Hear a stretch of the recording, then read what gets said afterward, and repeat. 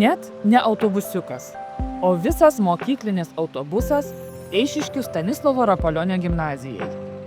Ši Šalčininkų rajono savivaldybės investicija yra investicija ne tik į gimnazijos autoūkį, bet ir į mokinių gerovę.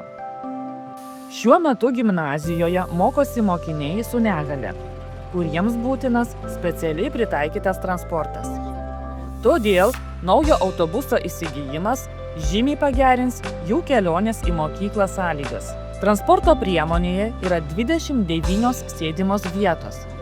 Reikalui esant, lengvai išimamos kelios sėdynės, o jų vietoje gali saugiai įsitaisyti vaikai, sėdintys neįgaliojo vežimėlyje.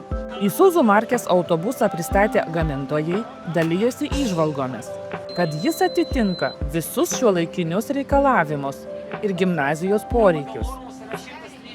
Visos sėdynės su saugos diržais. Kelionės patogumui sėdynės galima atitraukti arčiau praėjimo tako. Dar vienas privalumas – talpi bagažinė, mokyklos inventoriaus ar bagažo vežimui. Tačiau svarbiausia – platforma, kuria vežimėliai keliami į transporto priemonę.